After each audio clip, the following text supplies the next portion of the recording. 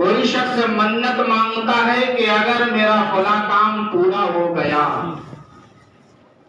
میرا بیٹا بیماری سے شفا ہوا، تو میں فلاں مزار میں جا کر کے چادر چڑھاؤں گا۔ سمجھ رہے ہیں مسئلے کو؟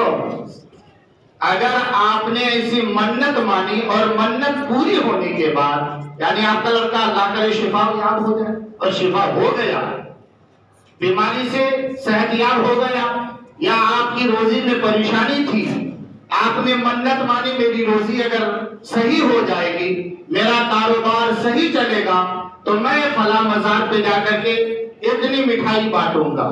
علماء کرام کے حوالے سے سماعت کے لیے در مختار کا حوالہ بھی ہے، فتاوی رضویہ کا حوالہ بھی ہے، رد المختار کا حوالہ ہے، بحر العلوم علامہ عبد المنان علیہ رحمت و رضوان کا بھی حوالہ ہے۔ سماعت کریں، اگر آپ نے ایسی منت مانی اور منت پوری ہونے کے بعد آپ کے اوپر واجب نہیں کہ ایسی منت پوری کیا جائے، چادر چڑھانا واجب نہیں ہوتا ہے، مٹھائی بانٹنا آپ کے اوپر واجب نہیں۔ اب آپ کیا کریں گے صاحب؟ منت مان لی ہے، اگر نہیں پوری کریں گے تو کیا آپ کے گھر میں تباہی آ جائے گی؟ ہرگز نہیں۔ یاد رکھ لینا، یہ عقیدہ اگر رکھو گے تو تباہ ہو جاؤ گے۔ ایسے عقیدہ، غلط عقیدہ اپنے ذہن و فکر میں مت رکھنا جس عقیدے سے ہماری تباہی ہو جائے۔ اگر ہماری منت پوری ہو گئی، ہمارا کام پورا ہو گیا، ہم فلاح و بہبود ہو گئے، تو ہمارے اوپر واجب نہیں ہے کہ ہم یہ چادر لے جا کر کے جس مزار کے تعلق سے بولے تھے اس مزار پہ چادر چڑھائیں۔ اب اس کے لیے کیا کرنا چاہیے؟ فرماتے ہیں بہتر طریقہ یہ ہے کہ جتنی چادر کی قیمت ہے، مثال کے طور پر آپ نے سوچا تھا کہ میں چادر 100 روپے کا، ایک ایگزامپل، 100 روپے کی میں چادر چڑھاؤں گا، وہ 100 روپے چادر مت چڑھائیے، کیونکہ صاحب مزار پر ایک چادر چڑھانا ولی کی شان ظاہر کرنے کے لیے کافی ہے۔ فتاوی رضویہ جلد 5 میں سرکار اعلیٰ حضرت علی رحمت رضوان فرماتے ہیں کہ کسی مزار پر چادر اگر پہلے سے چڑھی ہے تو دوسری چادر چڑھانا جائز نہیں۔ تو پھر ہم کہاں جاتے ہیں صاحب؟ مزارات پہ چادر پہ چادر، چادر پہ چادر اتنی لمبی چڑھا دیتے ہیں کہ کوئی یاد نہیں۔ کسی مزار پہ چادر ایک چڑھا دیجیے، کافی ہے۔ پھول ایک لے جائیے نا، کافی ہے۔ کیا اتنا زیادہ ڈھیروں سارے پھول لے جا کر کے بارگاہ میں پیش کرنا؟ اولیاء کرام کیا آپ کے پھول کے بھوکے ہیں؟ ہرگز نہیں۔ اگر لے جائیں گے بھی تو ایک پھول لے جائیے، کافی ہے۔ اور چڑھانے کے لیے چادر بھی چڑھانا والا ہے۔ اتنی چادر فالتو ہے نا، بیکار ہے، کیونکہ وہ فضول خرچ میں آتا ہے، اور مجاور تو اپنا پیٹ بھرتا ہے چادر اٹھا کر کے۔ جو بھی جس مزار پہ مجاور رہتے ہیں وہ مجاور تو اپنا پیٹ بھر رہا ہے، اس چادر کو بیچ کر کے پھر واپس لا کر کے جس چادر کو آپ نے چڑھایا دکان پہ واپس بیچ دیا جاتا ہے، اور بیچنے کے بعد پھر اسی دکان سے آپ لا کر کے پھر چادر چڑھاتے۔ اٹھایا مجاور نے، بیچا دکان پہ، تو پیٹ بھرا کس کا؟ مجاور کا۔ اللہ کے ولی کے لیے آپ نے تو کچھ کیا نہیں۔ کرنا کیا تھا؟ کرنا کیا چاہیے؟ طریقہ کیا ہونا چاہیے؟ طریقہ یہ ہے کہ وہ 100 روپے جو آپ کو چادر کے لیے آپ نے رکھا تھا، اٹھائیے، اپنے محلے میں کسی غریب کو دیکھیے، کسی یتیم کو دیکھیے، کسی بیوہ کو دیکھیے، اور بیوہ ہو یا یتیم ہو یا لاچار ہو یا مجبور ہو، اس کو دے دیجئے، اللہ کا ولی خوش ہو جائے، انشاءاللہ آپ کی منت بھی پوری ہو جائے۔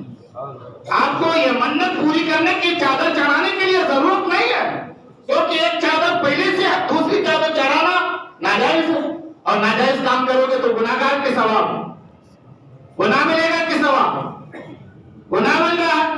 اور اگر ہم نے وہی کام، وہی چادر کا پیسہ اٹھا کر کے کسی غریب کو دیا، اللہ کا ولی بھی خوش، اللہ کا ولی بھی خوش ہو گیا، اور آپ کی منت بھی پوری ہو گئی، اور جس غریب کو دیا اس غریب نے آپ کے لیے دعا بھی فرمائی، وہ غریب بھی آپ کے لیے دعا کر رہا، اس غریب کی دعا اللہ کی بارگاہ میں بہت جلدی قبول ہوتی ہے۔ اب دوسری بات یاد رکھنا، ہمارے گلیوں میں اکثر بیشتر میں دیکھتا ہوں گلیوں میں کوچوں میں، اس گلی میں بھی بہت سارے ایسا منگتا بھیک مانگنے والا جو غریب نہیں ہے. دھیان دینا ضروری ہے. ہمیں پیسہ اس شخص کو دیا جائے جو آپ زکات کا ہو، خیرات کا ہو، صدقہ ہو، دیجیے اس شخص کو جو لائق ہو.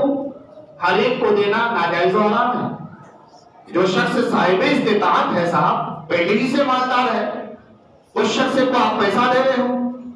اور میں نے بہت سارے ایسے مانگنے والوں کو دیکھا ہے، بھیک مانگنے والوں کو. آپ سے پیسہ لیا، چلا چرس کھانے میں، اٹھایا چرس پینا شروع. آپ اس کو چرس پینے کی مدد کر رہے ہو. اس غریب کی مدد کہاں کیا آپ نے؟ چرس پینے کی مدد کر رہے ہو، کسی گانجڑی کی مدد کر رہے ہو. آپ گانجا اور افیون پینے کی، اس کے نشہ کروانے کی اس کی آپ مدد کر رہے ہو. لہذا آپ اگر کسی بھی غریب کو پیسہ دیں، کسی شخص کو بھی پیسہ دیں، پہلے دیکھیں واقعی لائق ہے کہ نہیں ہے. اٹھایا آپ پیسہ ڈال دیتے ہیں. ہر ایک کو مت دیا کیجیے صاحب، پہلے اس کی حیثیت، اس کی حقیقت کو دیکھ لیجیے نا. آپ کی نظر کے سامنے ہوتا ہے. جو شخص ہے اس کی حیثیت کا، غریب ہے اس کو خوب مدد کیجیے. اور جو غریب نہیں ہے، آ رہا ہے مدد کے لیے، صاحب چلا رہا، گلیوں میں چلا رہا ہے، اللہ کے نام سے دے دو، اللہ کے نام سے دے دو. ہرا صاحب آتا ہوا ہے، نہ نماز نہ روزہ. کیا اس کے اوپر نماز فرض نہیں؟ اس کے اوپر روزہ فرض نہیں؟ اس کے اوپر دین اسلام کے احکام فرض نہیں ہے؟